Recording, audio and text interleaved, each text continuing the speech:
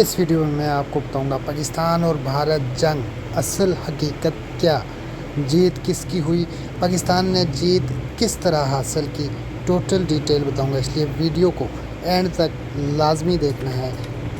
یہ ایک ایسی جنگ تھی جس میں دشمن کے ہتھیاروں کو تباہ کرنے کے بجائے ان کی عقل اور بصیرت کو چھینا گیا۔ جب الیکٹرانک وارفیئر پلیٹ فارمز کو اکٹھا اور سائبر وارفیئر کے ساتھ انضمام کیا جاتا ہے تو اس سائبر الیکٹرانک انٹیگریشن کہا جاتا ہے۔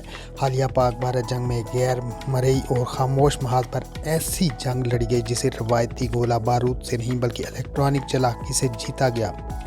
پاکستان ایئر فورس نے دعویٰ کیا کہ اس نے بھارت کے مہلک براموس میزائلوں اور جدید ڈرونز کو اپنے ہدف تک پہنچنے سے پہلے ہی اندھا بہرا اور بے سمت کر کے مکمل طور پر ناکارہ بنا دیا۔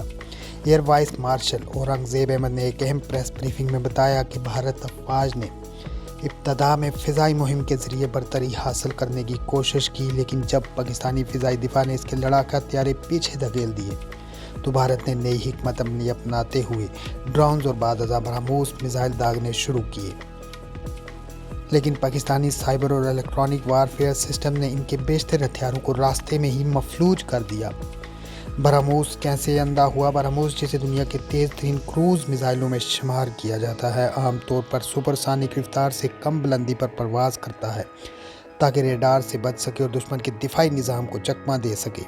اس کے بارے میں بھارت میں کہا جاتا ہے کہ فائر اینڈ فارگیٹ، یعنی چلاؤ اور بھول جاؤ، لیکن پاکستان نے اسے ایسا یادگار سبق سکھایا جس نے اس اصول کو ہی چیلنج کر دیا۔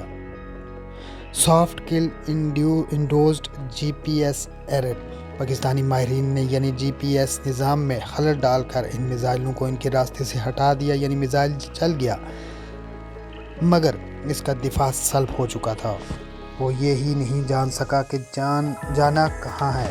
ایئر وائس مارشل اورنگزیب نے انکشاف کیا کہ براموس میزائل جیسے ہی پاکستانی حدود میں داخل ہوا، پاکستانی سسٹمز نے اس کے سیٹلائٹ کمیونیکیشن اور جی پی ایس نیویگیشن کو جیمنگ اور سپوفنگ سے الجھا دیا۔ نتیجتاً کچھ میزائل ہدف سے بھٹک کر غیر آباد علاقوں میں جا گرے جبکہ کچھ دوران پرواز ہی تباہ کر دیے گئے۔ الیکٹرانک کاؤنٹر میجرز کا جادو، ماہرین کے مطابق یہ سب کچھ ایک مضبوط اور مربوط الیکٹرانک وارفیئر ڈاکٹرین کے تحت ممکن ہوا۔ ریٹائرڈ ایئر وائس مارشل ناصر الحق پوائنٹ کے مطابق پاکستان نے ایک دہائی سے زیادہ عرصے سے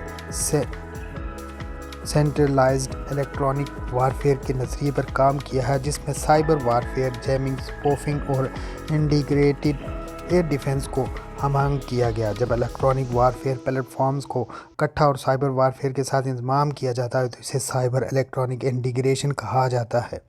انہوں نے بی بی سی کو بتایا کہ پاک فضائیہ کے پاس ground based electronic warfare platforms, airborne early warning and control systems اور JF-17 بلاک 3 پر جدید جیمنگ سسٹمز موجود ہیں جنہوں نے مل کر ایک ایسا شفاف مگر ناقابل تسخیر دفاعی حصار کھڑا کیا جس نے بھارتی ہتھیاروں کو نفسیاتی طور پر توڑ کر رکھ دیا۔